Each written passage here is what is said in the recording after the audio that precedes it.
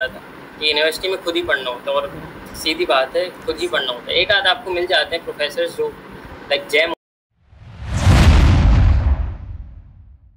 अस्सलाम वालेकुम, welcome back to my YouTube channel computer programmer. आज के इस पॉडकास्ट में जो हमारे साथ गेस्ट है उनका नाम है मोहम्मद सादिक। सादिक का ताल्लुक़ कराची से है और वो फास बेसिस कराची के स्टूडेंट है।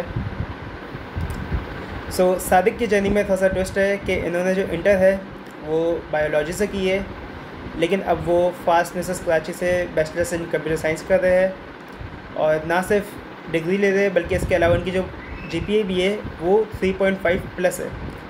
जानते हैं सादिक की जर्नी के बारे में। सर अस्सलाम वालेकुम सादिक, क्या हाल है आपके? वालेकुम अस्सलाम अली, मैं ठीक, आप कैसे? अल्हम्दुलिल्लाह। सादिक, जो मेरा पहला सवाल है वो ये है कि आपने मैट्रिक भी बायो से की थी या CS से की थी? मैंने ओ लेवल्स की बायोलॉजी से किया और जो इंटरमीडिएट था वो भी मैंने प्री मेडिकल से किया। आपने O लेवल्स किए और फिर O लेवल्स के बाद आपने इंटर किया है? जी जी। O लेवल्स के बाद A लेवल्स क्यों नहीं किया? क्योंकि मेरे टाइम पे ये था कि जो ए लेवल्स करते हैं वो मोस्टली बाहर जाते हैं और एट दी एंड अगर आप कराची में हो तो इंटर वाला भी सेम यूनिवर्सिटी में बैठता है और ए लेवल्स वाला भी सेम यूनिवर्सिटी में बैठता है, तो कोई ऐसा उस वक्त पॉइंट नहीं था कि ए लेवल्स किया। सही है। थोड़ा सा ये बता दें कि आप बायो से आपने स्विच किया CS की तरफ। क्या आपके दिमाग में पॉइंट है कि बायो से CS की तरफ आना है? देखिए, उस वक्त तो ये माइंडसेट होता था कि बस जल्दी हम फारिग हों, जल्दी ये सब ख़त्म हो। और जब हम देखते थे कि प्री मेडिकल का रूट इतना बड़ा है, इतना साल पढ़ना है, ये वो बहुत पढ़ाई है, तो फिर ये सोच के बोला कि स्विच करते हैं ताकि जल्दी फारिग हुआ जा सके, तो इसलिए फिर CS में आ गए। थोड़ा सा बताएं इस रूट के बारे में कि प्री मेडिकल अगर इंटर के बाद या A लेवल्स के बाद अगर कोई स्टूडेंट प्री मेडिकल्स करता है तो उसको कितने साल लग जाते हैं? उस वक्त करंट तो मुझे नहीं पता, लेकिन आई गेस MBBS होता है अगर आप करते हैं तो वो 5 इयर्स का होता है। उसके बाद 6 महीने की हाउस जॉब होती है, फिर आपकी जॉब होती है कुछ इस तरह हुआ, तो बीच में टेस्ट वगैरह भी होते हैं। मुझे एग्जैक्टली अब तो नहीं पता। सही है। अच्छा, ये बताएं कि जो आपने फास कराची की तैयारी की थी, इसमें तो बेसिक मैथ्स और एडवांस मैथ्स के पोर्शन भी होते जो कि बायो के स्टूडेंट्स में, बायोलॉजी में मेरे ख्याल में ये ऐसे सब्जेक्ट नहीं पढ़ाए जाते। आपने फिर उसकी तैयारी कितने से की?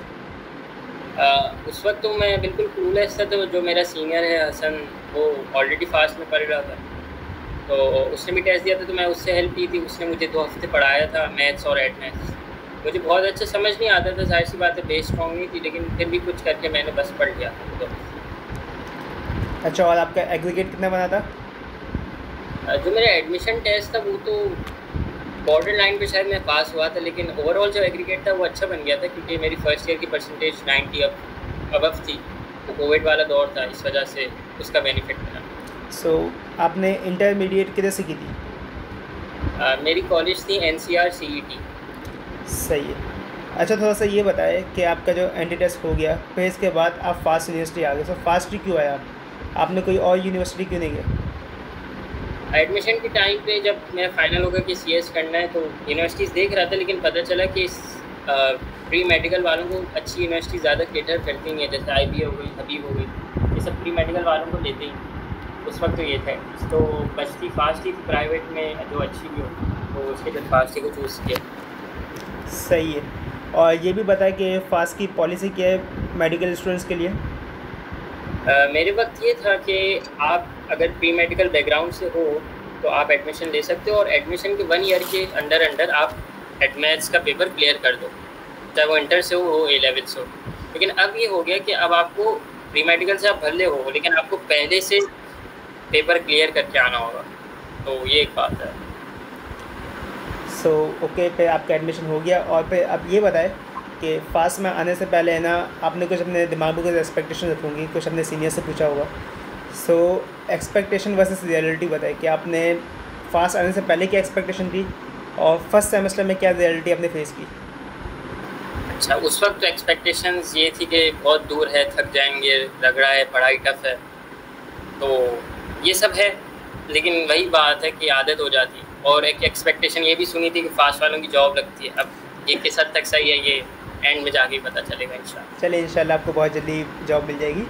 अच्छा, ये बताएं कि फ़र्स्ट सेमेस्टर में, क्योंकि ऐसा बायो स्टूडेंट्स आपके लिए जो मैथ्स आपने इतनी ज़्यादा पढ़ी नहीं थी, सो फर्स्ट टाइम में जो काफ़ी जो सब्जेक्ट मैथ से मिलते जुलते वो है एक कैलकुलस और एक प्रोग्रामिंग फंडामेंटल। सो आपके लिए कौन सा सब्जेक्ट सबसे ज़्यादा डिफ़िकल्ट बना? मेरे लिए मोस्टली जो प्रॉब्लम कर रहा था वो कैलकुलस था, क्योंकि सब बच्चों को आती थी मोस्टली, लेकिन मैं ही एक था जिसको नहीं आती। तो ये काफ़ी प्रॉब्लम हुई, लेकिन बहरहाल कोप अप कर लिया दोस्तों से मिलकर, सर अच्छे मिले काफ़ी, तो बस। सो थोड़ा सा ये बताएं कि आपने कहीं ऑनलाइन कैलकुलस पढ़ी थी किसी यूट्यूब चैनल से, या कोई अलग से कोर्स किया हो कैलकुलस के लिए? मोस्टली कैलकुलस का हर टॉपिक, कैलकुलस का हर सवाल मैंने ऑनलाइन ही देखा था, क्योंकि क्लास में तो बेसिक्स पढ़ाते नहीं है, बहुत बेसिक्स तो नहीं पढ़ाते, तो सब मैंने यूट्यूब से पढ़ा था या दोस्तों से पढ़ा। सो कोई यूट्यूब चैनल जो आपको याद हो? ऐसे तो कोई नहीं है, लाइक जिसकी वीडियो छोटी हो, जो ज़्यादा रिकमेंडेड हो, बस उसको देख लेते। सही है। और प्रोग्रामिंग फंडामेंटल किस तरीके से पे आपने तैयारी की थी? अच्छा, प्रोग्रामिंग फंडामेंटल्स का सीन ये था कि उसका तो मुझे बिल्कुल पहले भी नहीं पता था क्या होता है, लेकिन वो पढ़ाते ही बेसिक्स हैं, तो जब वो पढ़ाए तो फिर मेरा इंटरेस्ट डेवलप हुआ कि CS ये होता है, तो फिर प्रोग्रामिंग में तो अल्हम्दुलिल्लाह के काफ़ी अच्छा ही ऑलवेज रहा। सही है। सो आपने मतलब कि प्रोग्रामिंग के कोई यूनिवर्सिटी आने से पहले कोई कोर्सेस नहीं किए हुए थे, सिर्फ आपने यूनिवर्सिटी की पहली क्लास में बैठ के आपने किया कुछ? हाँ। ओके। सो माशाल्लाह से कि कितनी GPA बन गई थी आपके फर्स्ट सेमेस्टर में? फर्स्ट सेमेस्टर में मेरी 3.6 बनी। 3.6 GPA। फिर ये बताए कि क्योंकि फास्ट सबको मालूम है दूर भी है और तकरीबन 1 घंटा आने 1 घंटा जाने में लग जाता है, सो किस तरीके से आपने टाइम मैनेजमेंट की अपनी, कि इतनी हाई GPA किस तरीके से मेंटेन की? देखिए, शुरू में तो यही था कि बस जा रहे थे, आ रहे थे और फिर वापस जा रहे थे, लेकिन जब चीज़ें समझ आई, वीकेंड्स को यूटिलाइज़ करना शुरू किया, जो यूनिवर्सिटी में फ्री टाइम मिलता है उसको काफ़ी यूटिलाइज़ करना शुरू किया, तो फिर काम यूनिवर्सिटी से करके ही आते थे। फर्स्ट सेमेस्टर में तो एटलीस्ट यही था, तो फिर हो गया। ये काफ़ी अच्छी ट्रिक बताई आपने कि यूनिवर्सिटी में बैठ के ही बंदा काम कर ले, क्योंकि अक्सर यही होता है फास्ट में कि जितना बंदा फास्ट में टाइम गुजारता है उससे कम टाइम घर पे गुजारता है। ऐसा ही है। ऐसा ही है। सो अच्छा, कुछ ये बताए कि आपने पॉइंट सर्विस की हुई थी या आप ना खुद ही बाइक या कार के ज़रिए फास्ट होते थे? नहीं, मैं बिल्कुल पॉइंट ही इस्तेमाल कर रहा हूँ शुरू से, और वही फीजिबल रहता है काफ़ी, कंसिडरिंग जहाँ पे फास्ट लोकेटेड है। तो सो कुछ पॉइंट के बारे में बताएं कि पॉइंट में बैठने की जगह मिल जाती है और पॉइंट की एनवायरनमेंट कैसा है? पॉइंट का एनवायरनमेंट काफ़ी अच्छा है, काफ़ी तो जानने वाले ही आ जाते हैं, क्योंकि इलाके की पॉइंट चलती है, सीनियर्स भी हैं काफ़ी, और जगह भी होती है हमेशा, ऐसा कभी नहीं हुआ कि जगह नहीं हुई हो या कोई मसला हो। सही है। और फास्ट के बारे में बताया कुछ कि फास्ट में आपका फर्स्ट सेमेस्टर जब गुजर गया था, सो जितनी भी चीज़ें आपने फेस की होगी, एक तो लग रहा बहुत है और टाइम मैनेजमेंट स्किल्स ये सब कुछ पे आपके लिए हैंडल हो गई थी, या अभी भी फिर आपको डिफ़िकल्टी फेस आ रही थी सेकंड सेमेस्टर के अंदर? हो गई थी, लेकिन कम्प्लीटली शायद नहीं हुई थी, कोई ना कोई मुश्किल तो निकल ही आती है, अभी भी कोई ना कोई मुश्किल आ जाती है, लेकिन ये कि आहिस्ता आहिस्ता सब हो ही जाता है एट दी एंड ना, अगर आप कंसिस्टेंट रहें। सो सेकंड सेमेस्टर के बारे में पे बताएं कि सेकंड सेमेस्टर में आपने ऊप में क्या प्रोजेक्ट बनाया था? ऊप में हम लोग ने लिंक्डइन का क्लोन बनाया था। अच्छा, और कोई अगर आपके प्रोजेक्ट्स देखना चाहे तो कैसे से दे सकते हैं? प्रोजेक्ट्स मैंने आई गेस हर जगह डाले हैं, लिंक्डइन पे भी है, मेरे गिटअप पे भी डले हुए हैं, तो वहाँ से। सो कुछ लिंक्डइन का यूज़र नेम और गिटअप का यूज़र नेम? लिंक्डइन पे मोहम्मद सादिक है और गिटअप पे भी मोहम्मद सादिक है। अच्छा, चले सही है। ये बताएं कि फिर सेकंड सेमेस्टर के अंदर आप आ गए, सही है, सेकंड सेमेस्टर के अंदर भी एक सब्जेक्ट होता है मैथ्स का, डिफरेंशियल इक्वेशन। सो उसके अंदर भी आपको काफ़ी प्रॉब्लम्स फेस आई थी, या कैलकुलस पढ़ने के बाद पे आपके लिए डी आसान हो गई थी? देखिए, उस वक्त जो मैंने कैलकुलस पढ़ी थी वो बहुत जल्दी में पढ़ी थी, तो बाय द वे दूसरा सेमेस्टर शुरू हुआ, मैं सब भूल चुका था, तो फिर मैंने वापस से शुरू किया ऑनलाइन, और दोस्तों से पूछा और वही टीचर से पूछा, यूट्यूब देखा, तो फिर वही कोप अप हो गया आहिस्ता आहिस्ता।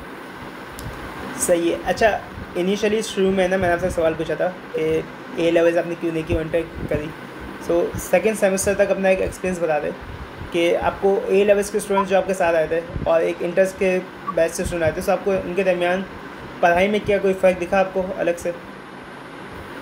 पढ़ाई में मोस्टली जो एक बड़ा डिफरेंस ये दिखा कि जो इंटर की जो मैथ्स बच्चे पढ़ के आते हैं वो काफ़ी डेप्थ में होती है, कैलकुलस खासकर।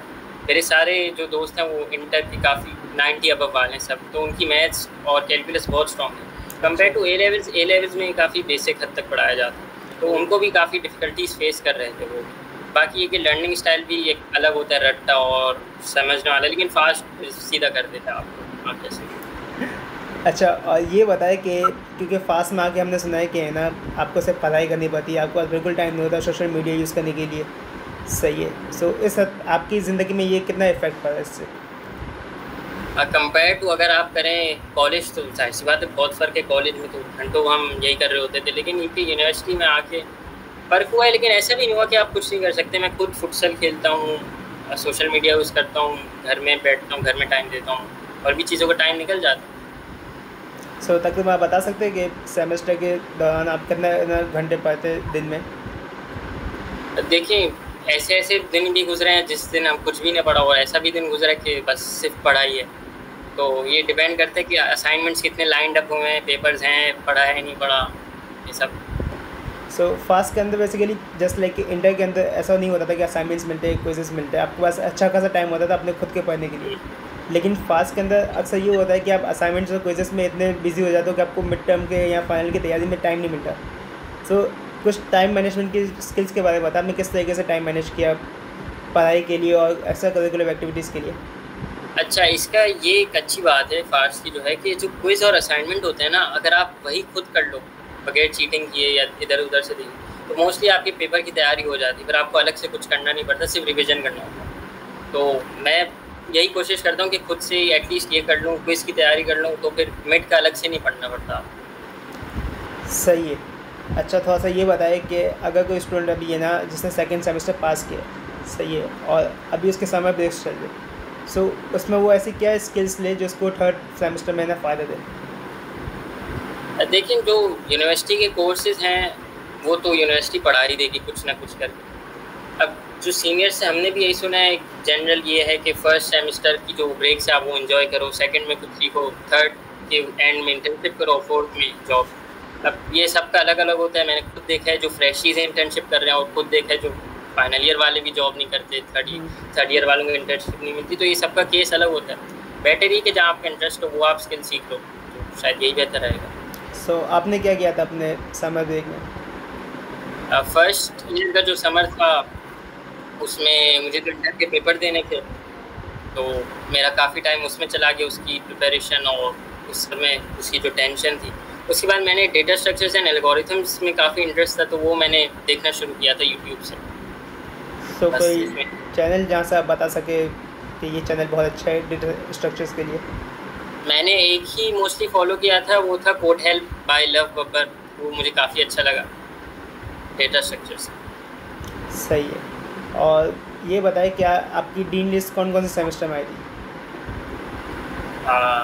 मतलब अब तक जितने गुजरे सब में ही आई है, फोर्थ सेमेस्टर तक। माशाल्लाह से बड़ी अच्छी परसेंटेज चल रही है। तो आपकी CGPA अच्छी मेंटेन हुई होगी। तो CGPA कितनी है आपकी? अभी 3.8 समथिंग है, 3.8। सही है। सो ये बताएं कि 3.8 CGPA के बाद और ये आपने एक डिग्री के अंदर से 3.8 CGPA ली, तो आपको क्या क्या फ़ायदा हो रहा है एज़ कम्पेयर टू स्टूडेंट जिसकी CGPA 3.8 या 3 के दरमियान भी नहीं है, नीचे है? अगर आप अभी के लिए बात करें तो CGPA यूनिवर्सिटी में तो आपको ऐसा कुछ फ़ायदा नहीं देगी, सिवाय कि आपकी वाह वाह हो जाएगी और आपको सर्टिफिकेट मिल जाएगा। लेकिन ये बात आती है कि कुछ कंपनीज़ का जो क्राइटेरिया होता है वो ये होता है कि 3.5 अबव वाले बच्चों को प्रेफरेंस देते हैं, या इस तरह होता है। अब देखते हैं वो किस हद तक सच है, ये भी हमें अगले साल इंशाल्लाह पता चलेगा। अच्छा, फास्ट के बारे में कुछ बताएं। फास्ट के अंदर एक्स्ट्रा करिकुलर एक्टिविटी के लिए क्या क्या चीज़ें तो होती हैं, लाइक इवेंट्स होते हैं, जैसे डेक्लेमेशन कॉन्टेस्ट हो गए, ड्रामाज हो गए, मूवीज़ हो गई, इनका टूर होता है, पाकिस्तान टूर होता है। बाकी स्पोर्ट्स के इवेंट्स होते हैं, स्पोर्ट्स ओलंपियाड काफ़ी बड़ा इवेंट होता है फास्ट का, जो काफ़ी अच्छा भी होता है। सो आपको कौन सा इवेंट्स फास्ट का अब तक सबसे अच्छा लगा? चल ही रहा।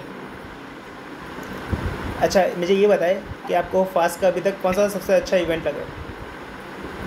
मुझे पर्सनली स्पोर्ट्स ओलंपियाड काफ़ी अच्छा लगा है, और प्रोकॉम एक फ्लैगशिप इवेंट है, वो भी अच्छा लगा है, डेव डे, ये सब। सो डेव डे और प्रोकॉम के बारे में थोड़ा सा बताएं। जो प्रोकॉम और डेव डे मोस्टली ये होता है कि पढ़ाई रिलेटेड इवेंट्स होते हैं, लेकिन बाकी इवेंट्स भी होते हैं, लाइक फुटबॉल हो गया, गेमिंग हो गए। प्रोकॉम तो फास्ट का फ्लैगशिप इवेंट है, जिसमें कंपनीज भी आती हैं, कैरियर फेयर भी होता है, इंटर्नशिप ऑफर्स भी होती हैं, और ये सब चल रहा होता है। डेव डे में ये होता है कि डेव डे में मोस्टली जो पार्टिसिपेंट्स होते हैं वो फास्ट के अंदर के ही बच्चे होते हैं, प्रोकॉम ओपन फॉर ऑल होता है। सही है। अच्छा, मुझे ये बताएं कि अभी रिसेंटली आपका 4th सेमेस्टर ख़त्म हो गया, सो अभी आप इस समर ब्रेक में आपने क्या करने का सोचा है? इस समर ब्रेक में मैं सोचा है कि एटलीस्ट मैं बेसिक डेवलपमेंट सीख लूँ, क्योंकि मेरे सीनियर ने मुझे बताया था कि आप किसी भी फील्ड में जाओ आपको डेवलपमेंट बेसिक आनी चाहिए ताकि आप कहीं भी जा सको। तो ये सीखने का इरादा है, फिर बाकी सब फील्ड्स AI, डेटा साइंस वो इंशाल्लाह अगले उसमें देखेंगे, अगले ब्रेक। सो आपको तकरीबन 2 साल हो गए फास्ट के अंदर और अभी इंशाल्लाह आपका 3rd ईयर शुरू होगा। सो कुछ एडवाइस देना चाहेंगे आप उन स्टूडेंट्स के लिए जो अभी फास्ट के अंदर एडमिशन लेना चाह रहे हैं? एडवाइस लाइक इन किस सेंस? लाइक के फास्ट के इन्वायरमेंट के हिसाब से कि कंप्यूटर साइंस के लिए बेस्ट है कि नहीं, या फैकल्टी के हिसाब से फैकल्टी कैसी है फास्ट की? देखिए, फैकल्टी का तो मैं इनफैक्ट कल या परसों ही ग्लम्स के बच्चे से बात कर रहा था, वो भी यही बोल रहा था कि यूनिवर्सिटी में खुद ही पढ़ना होता है, और सीधी बात है, खुद ही पढ़ना होता है। एक आध आपको मिल जाते हैं प्रोफेसर्स जो लाइक जैम होते हैं, लेकिन बाकी यूट्यूब पे मेरे ख्याल में इतने अच्छे पढ़ाने वाले हैं कि आपको शायद ज़रूरत ना पड़े। तो आप यूट्यूब से काफ़ी हेल्प ले सकते हो, और रिलाय आप कर लो यूनिवर्सिटी कुछ हद तक, लेकिन पूरी तरह से आप रिलाय नहीं कर सकते। चले, बहुत बहुत शुक्रिया आपका हमारे इस पॉडकास्ट को ज्वाइन करने का। सो मिलते हैं अगली पॉडकास्ट में किसी और गेस्ट के साथ, तब तक के लिए अल्लाह हाफ़िज़।